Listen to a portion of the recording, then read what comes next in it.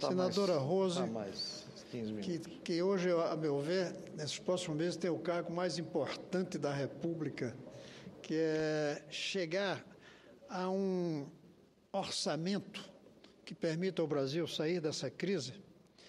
Senador Lazier, que por coincidência que está agora e sobre quem eu quero falar diante do discurso que o senhor fez essa tarde, e que eu considero um dos discursos mais importantes e corajosos que a gente teve nessas últimas semanas, em que o senhor coloca, por exemplo, coisas que me pareceram da maior importância, como deixar claro, só para lembrar aqui, quando o senhor coloca que a economia agoniza, enquanto a expectativa do PIB para 2016 registra o 6º recuo consecutivo.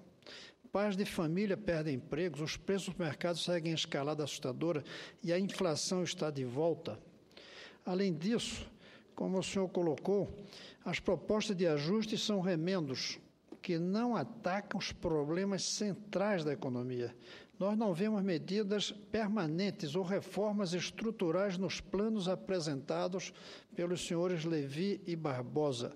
As propostas dão a ideia de que o governo pretende apenas ganhar sobrevida ou tentar um suicídio político. Ou seja, é um discurso forte, muito forte, e que conclui de uma maneira ainda mais forte, com um parágrafo que eu nem vou dizer que concordo, de tão forte, mas que eu acho que merece ser lido e que o Brasil tome consciência.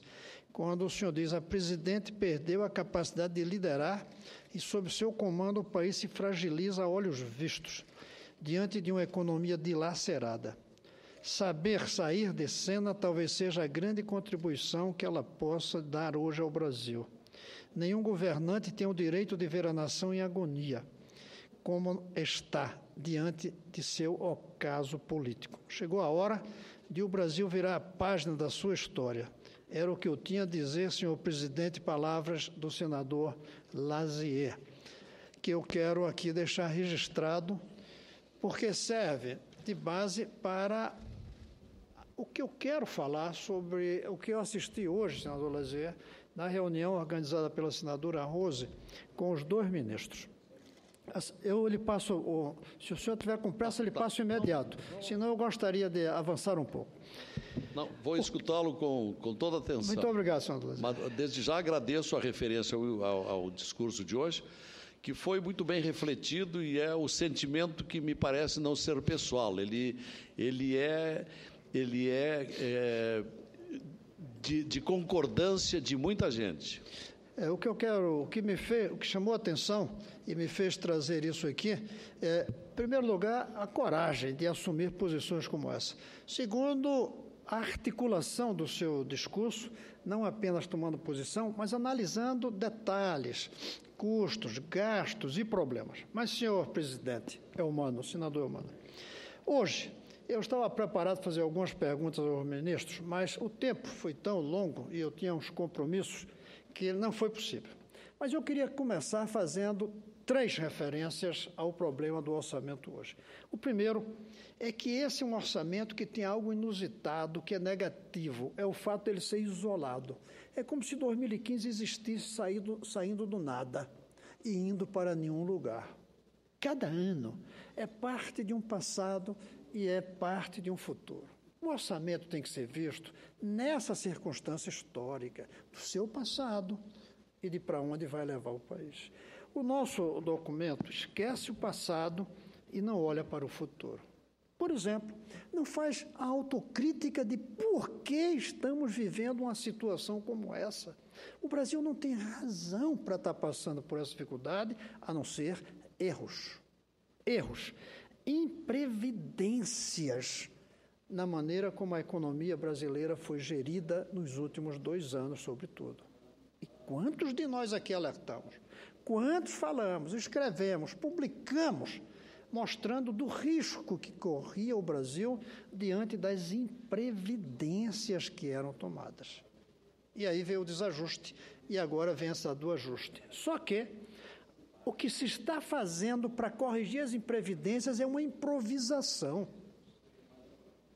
Esse orçamento começa sendo improvisado quando ele é mandado para cá com um déficit de 30,5 bi.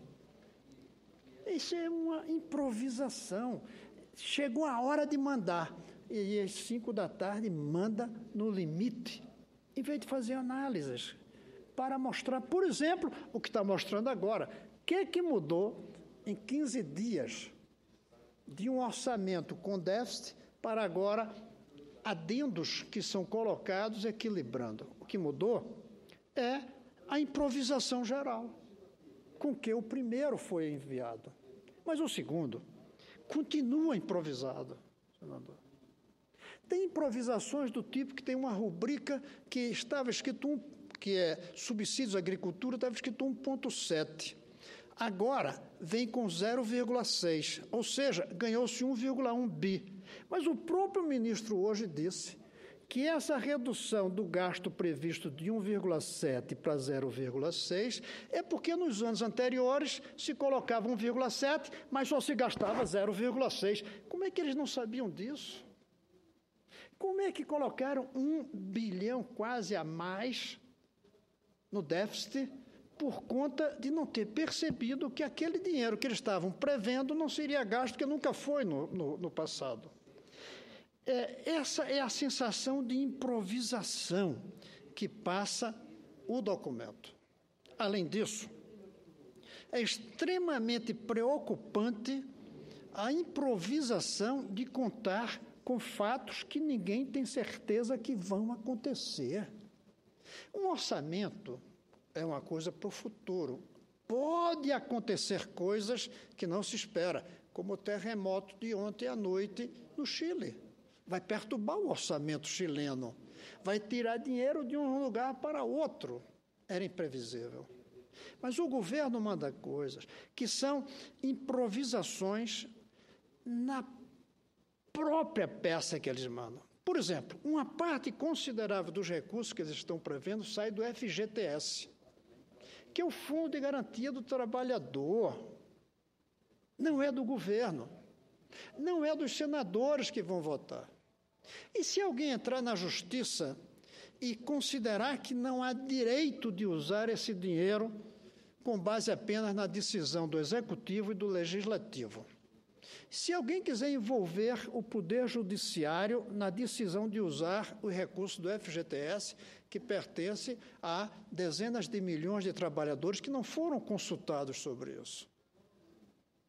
E aí, se a Justiça disser que não pode usar, o que vai acontecer? Isso é improvisação. É improvisação colocar recursos do Sistema S, porque não se sabe bem se vai ser possível ou não tirar dinheiro do Sistema S para colocar na cobertura do déficit e contar com a vontade do Congresso. E se o Congresso amanhã disser que não está de acordo com isso? E é um direito do Congresso. Aliás, é uma obrigação analisar, aí dizer sim ou dizer não. É errado já chegar aqui com não ou já chegar aqui com sim. E como é que o orçamento vem? Sabendo que depende da vontade do Congresso, que todos sabem, depende da vontade e do humor da opinião pública, do povo. E o governo diz que não tem plano B. Ou seja, se o Congresso achar que não pode aprovar, por exemplo, a CPMF, que a população não quer, o governo não sabe o que fazer. Isso é de uma preocupação imensa, porque é preocupação não apenas com a crise, mas com os condutores da crise, que dizem que não sabem o que fazer se o Congresso não aprovar.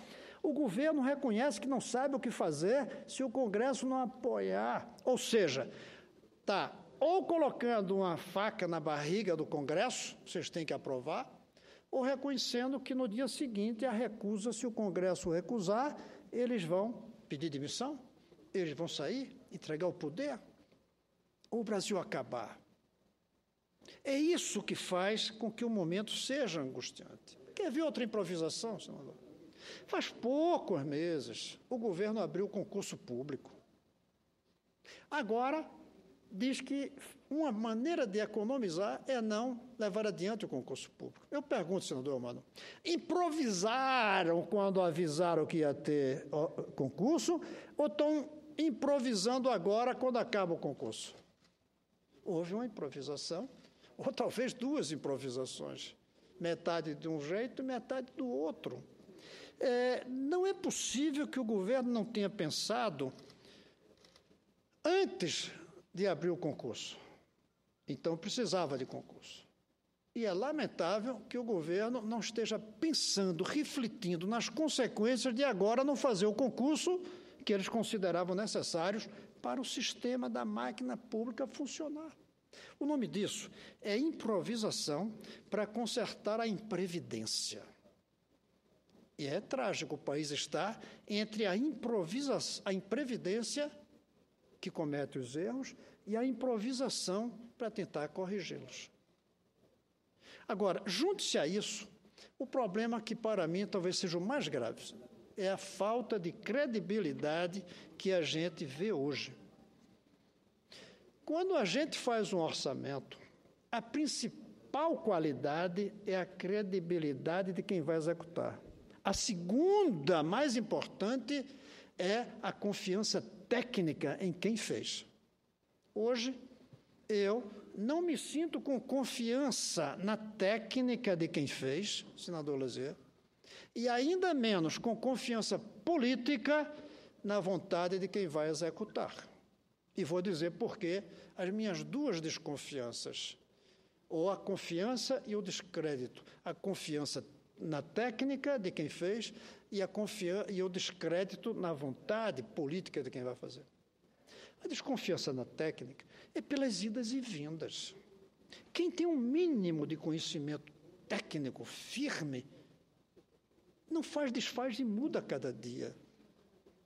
Tem princípios que regem as decisões. Não dá para você dizer um dia que 2 mais 2 é 4 e no outro dia dizer que 2 mais 2 é 5. Só quem não sabe aritmética e, portanto, não merece confiança técnica é que muda desse jeito. E muda de todo jeito. Quem garante, e alguém perguntou hoje de manhã, se o ministro Levi continuará ministro daqui a um mês. E aí vem o descrédito político. Quem é que vai executar? A gente não sabe direito. Não sabe nem se a presidente vai estar. Não sabe se os ministros vão estar. Não sabe se o governo não vai mudar. E lá se falou que vai mudar. Algumas das coisas que estão colocadas. A CPMF, ela vem por 4 anos ou vem por 2? Nos jornais estão as duas alternativas. É isso que gera uma desconfiança com a técnica. E aí vem o descrédito político, que é a minha pergunta. E depois de 4 anos, senador Lazier, o que é que vão fazer com os velhinhos aposentados? Porque o orçamento não traz nenhuma proposta estrutural, como, aliás, o senhor fala no seu discurso, senador Lazier. Tinha que vir acompanhado dos anos seguintes a 2016, dizendo o que é que vai fazer para a Previdência não precisar do CPMF, da CPMF. Tinha que vir dito, mas não diz o que vai ser feito para fazer a CPMF desnecessária e diz que ela só vai durar 4 anos e vaza na imprensa que são só 2, talvez. E aí vem a desconfiança de quem é que vai executar. Quem é que vai executar o gasto desse dinheiro que a gente aprovaria aqui? É como se a gente desse um cheque. A gente dá um cheque para quem a gente confia. E hoje não há confiança plena. Quem garante que a CPMF vai acabar daqui a 2, 4 anos? Quem garante que ela vai ser usada para a Previdência? Quem garante que uma parte vai para os estados? Quem garante que os estados vão gastar corretamente? Ou, como a gente tem visto aí nos jornais, comprando veículos novos para assembleias legislativas. Ou dando subsídios para que magistrados possam pagar a escola privada do filho deles, em vez de cuidarem para que a escola pública dos pobres sejam tão boas quanto eles possam colocar seus filhos lá. Para onde vai o FGTS? Eu, senador Lazier, votei a favor da continuação da CPMF aqui. Votei. Fui contra acabar a CPMF, porque foi um imposto criado pelo doutor Jatene, visando a saúde, que ninguém consegue sonegar, imposto de renda, etc., as pessoas sonegam, esse não sonega, distribui de uma maneira equilibrada, porque quem gasta mais, paga mais, mas hoje eu tenho muitas dúvidas em votar outra vez pela CPMF. Veja bem, não pela concepção técnica, está aí a diferença entre a desconfiança técnica e o descrédito político. Eu tenho confiança técnica na concepção da CPMF. Tecnicamente é correto. Agora, eu tenho um descrédito político em quem vai usar esse dinheiro, que vai tirar de nós. Se fosse tirar de nós para a gente enfrentar uma guerra, comprando armas para o exército e sabendo que o dinheiro realmente ia para comprar as armas para defender o país, eu votava sim na CPMF. Se fosse para colocar na educação e eu soubesse que esse dinheiro chegaria lá ao salário dos professores, exigindo deles dedicação, competência, preparo, eu votaria na CPMF. Agora, nessas condições, eu vou ter que pensar e refletir muito. Mas mais do que refletir, eu vou ter que sentir, veja bem, o pensar, o refletir é para a confiança técnica. Eu tenho que sentir do ponto de vista da confiança política. Eu vou ter que sentir. Eu vou ter que olhar. Ou se vou ter que esperar que aconteça o que o senador Lazier propôs no último parágrafo do seu discurso de hoje. Permite uma parte nesse particular? Só um minutinho, senador. Além disso, falta algo fundamental nessa peça. É o que vai acontecer com o Brasil se isto for aprovado e se for executado. Suponhamos que seja aprovado. Não precisa de um plano B. Suponhamos que seja executado decentemente, competentemente. E eu pergunto, o que vai acontecer com o produto interno bruto? Vai cair quanto ou não vai cair? Até porque se ele cair um pouquinho mais do que está previsto, eles previram cair a arrecadação, se eu não me engano, 5 bilhões por conta de uma redução do PIB. Mas se o PIB cair um pouquinho mais, em vez de 5 bilhões, vai ser muito mais. Aí mata tudo. O que vai acontecer com o produto interno bruto? O que vai acontecer com o emprego com esse orçamento? Não está dito. O que vai acontecer com o funcionamento da máquina do setor público? As escolas vão fechar, cada uma delas, ou não, já que não vai ter concurso? Não está escrito o que vai acontecer com o país, salvo no livro de contabilidade que vai ficar equilibrado. Não pode se votar um orçamento olhando só aquele ano restrito. Tem que se olhar a continuidade do processo. Por isso, saindo da imprevidência, que eu fui um dos que mais criticou aqui, caímos na improvisação e estão querendo nos arrastar nisso. A imprevidência foi deles.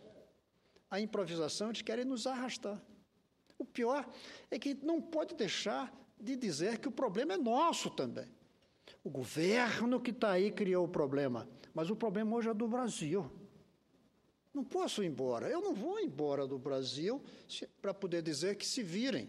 Eu tenho que dar minha participação. Mas eu tenho que saber quem é que vai conduzir esse país. Eu quero dizer qual é a confiança que eu tenho na condução desse país. E hoje, para mim, o mais grave, aí eu termino e passo a palavra ao senador Lazier, para mim o mais grave não é o muro, o caminho que a senadora Rose falava, que é longo e árduo até a aprovação. Para mim, o mais grave é um muro, uma muralha, uma barreira que está no caminho para aprovar esse orçamento. E esse muro, essa barreira, essa muralha, se chama o descrédito do governo brasileiro de hoje, na opinião pública e de uma parte imensa de nós que aqui estamos, inclusive da base de apoio. Uma imensa maioria. Esse descrédito é nele que esbarra hoje a grande dificuldade do Brasil. A grande dificuldade. Finalmente, senhor, não vou aqui, apesar de elogiar o conteúdo e a maneira, dizer que fecho já com a frase do senador Lazier, corajosa. de dizer que a presidente perdeu a capacidade de liderar e, sob seu comando, o país se fragiliza a olhos vistos. Mas eu quero dizer que, senador Alísia, que sua frase merece nossa reflexão e merece que nós tomemos posição com base no que o senhor trouxe hoje à tarde aqui nessa casa. É isso, senhor presidente, que eu tinha que falar, mas eu quero ouvir a fala do senador Lazier, que eu confesso que achava que não ia estar presente, achava que já estava a caminho de Porto Alegre e, por pura coincidência, vejo a sua presença aqui. Eu estava acompanhando o seu discurso, senador Cristóvão, lá do gabinete. Acompanhei na íntegra, bem como as várias intervenções do senador Jorge Viana e outros. Bom, em primeiro lugar, agradeço a valorização do meu pronunciamento de hoje. E, Vossa Excelência, senador Cristóvão, o senhor aumenta esta verdadeira floresta de interrogações que nos atordoa, nos perturba, questiona.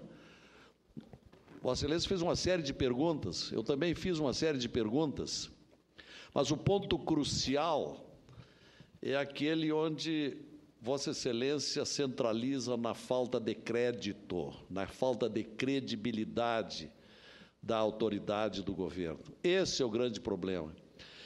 E quando pergunta, ou quando afirma, eu não sei qual será o uso que será dado ao dinheiro da CPMF, nós não temos confiança de que terá a destinação correta.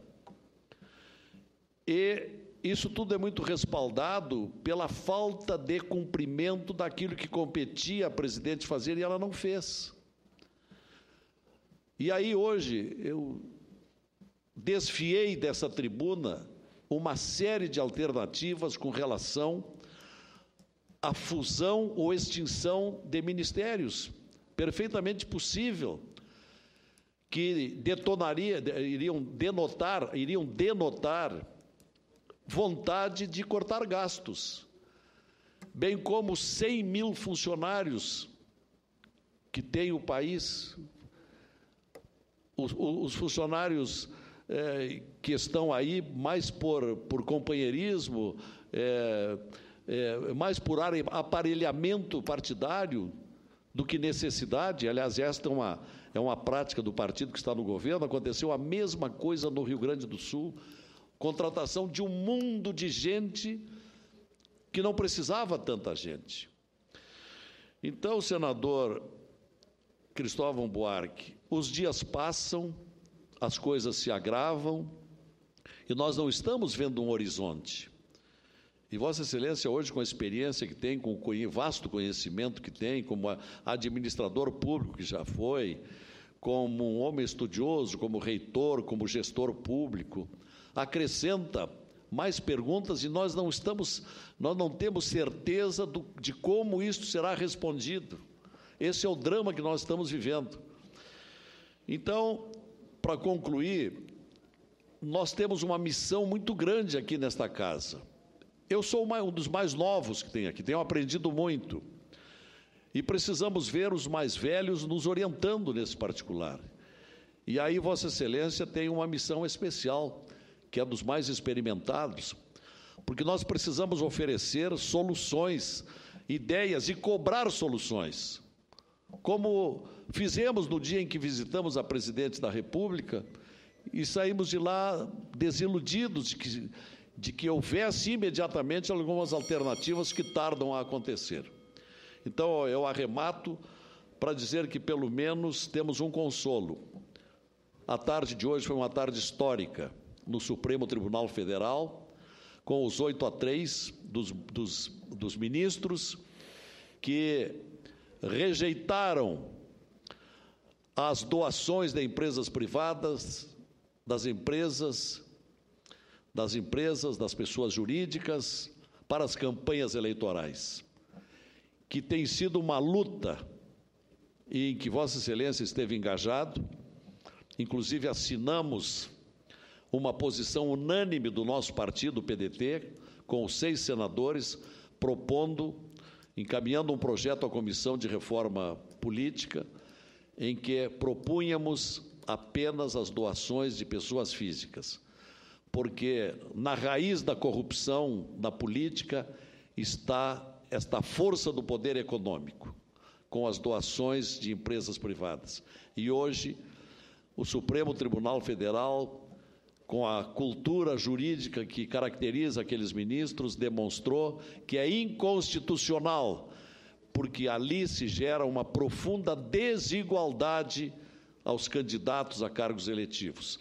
Pelo menos hoje vamos dormir com a consciência mais satisfeita. Uma votação importante foi decidida no Supremo Tribunal Federal.